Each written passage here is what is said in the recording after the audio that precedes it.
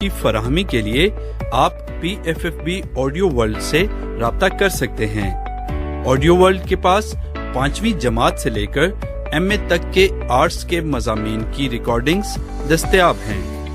یہ آڈیو کتب free registered میل کے ذریعے آپ کے گھر پہنچائی جا سکتی ہیں۔ شکریہ۔ بسم اللہ الرحمن الرحیم۔ السلام علیکم۔ رب زدنی علما۔ عزیز دوستوں، پچھلے دنوں جنگ فورم کے سیمینار میں جانے کا موقع ملا۔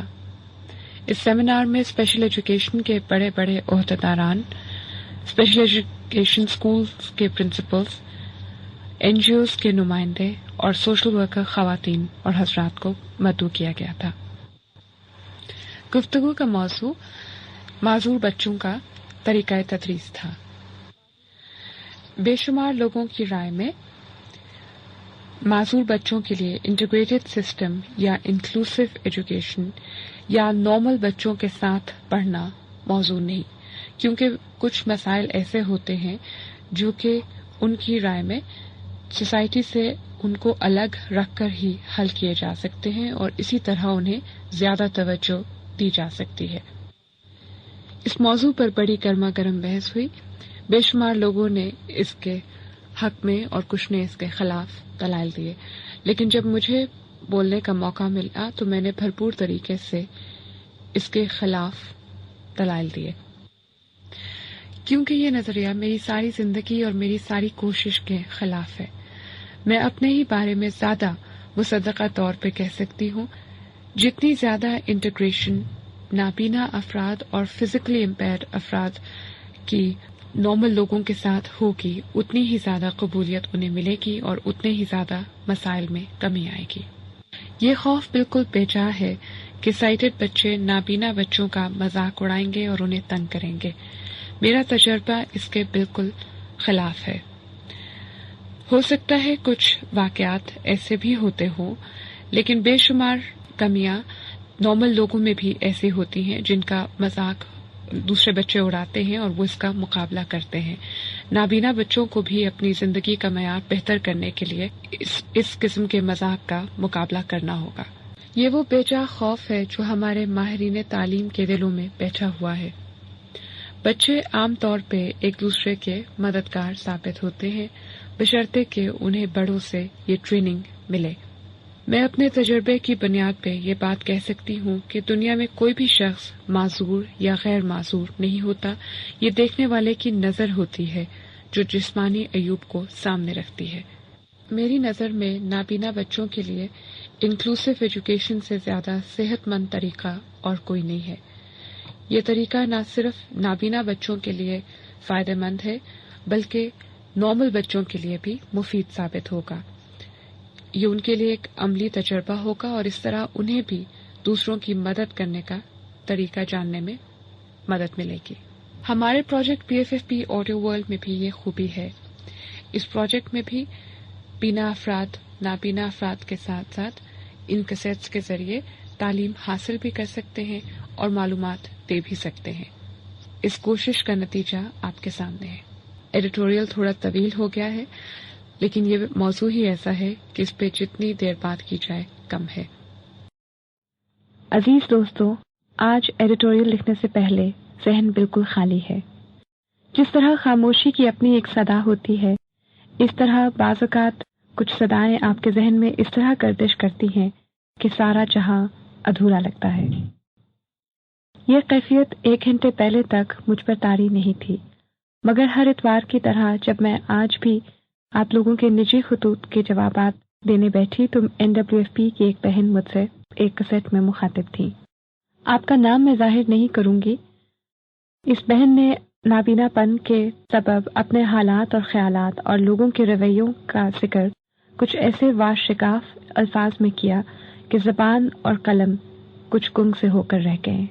یہ سچ ہے کہ اللہ پاک نے ہمیں ایک صلاحیت سے محروم کیا ہے اور اس میں ضرور اس خدا پاک کی کوئی نہ کوئی مصلحت ہوگی، مگر جانے کیوں انسان جو اس کا نائب ہے جب اپنے آپ کو خدائی منصب پر فائز کرتا ہے تو دوسرے انسانوں کو اپنے آپ سے کمتر سمجھنے لگتا ہے۔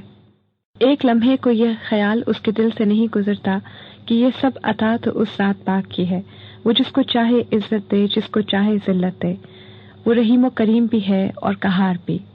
ایسے خط سن کر خیال آتا ہے کہ ہمارے بہت سارے نابینا بہن بھائی کتنے درشت دنوں کا سامنا کرتے ہیں، زندگی کی کتنی بنیادی ضرورتوں سے محروم کر دیے جاتے ہیں، کتنے زخم، کتنے گھاؤ مسکراہٹوں کے لبادے میں سمیٹنے پڑتے ہیں۔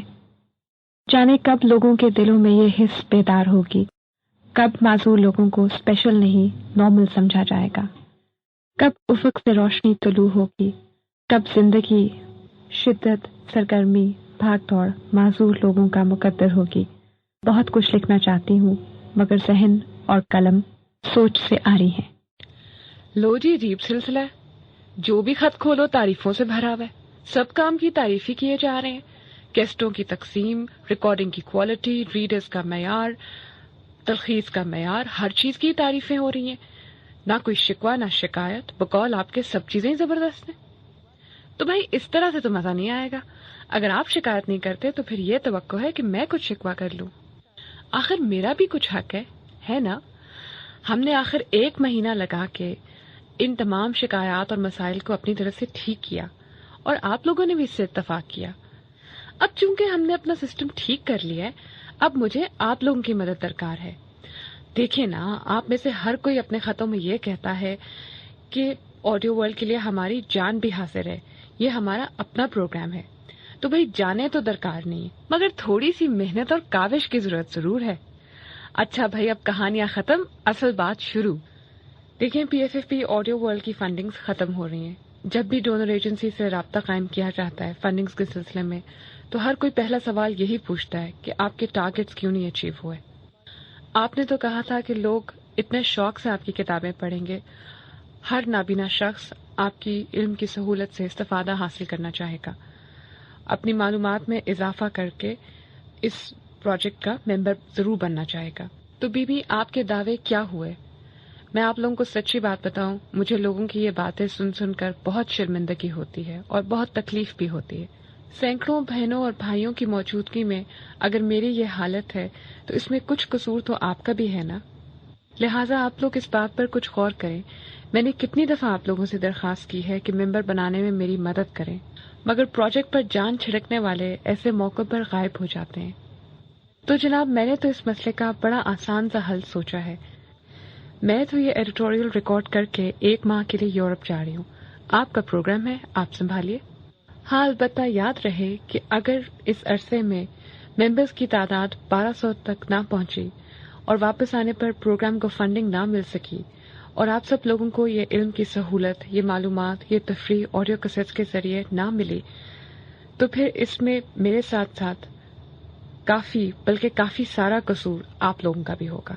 میں 1 ماہ بعد آ کر آپ لوگوں سے یہ سوال کرنے کا حق ضرور رکھتی ہوں کہ کہاں گئے میرے وہ بھائی بہن جو مجھ سے پروگرام سے بڑی محبت کا اظہار کیا کرتے تھے؟ اب آپ میں سے ہر شخص اپنی جگہ خود ذمہ دار ہے۔ کیا کرنا ہے یہ میں نے آپ کو بتا دیا ہے، کیسے کرنا ہے اس کا فیصلہ آپ میں سے ہر شخص خود کرے گا۔ مجھے امید ہے کہ ماضی کی طرح آپ لوگ اس دفعہ بھی میری لاج ضرور رکھیں گے۔ جانتی ہوں کہ کام مشکل ہے، مگر مجھے بھی آپ پر بڑا مان ہے۔ اللہ آپ کو کامیاب کرے۔ آپ لوگوں سے انشاءاللہ پھر ملاقات ہوگی۔ ایڈیٹر سائمہ عمار۔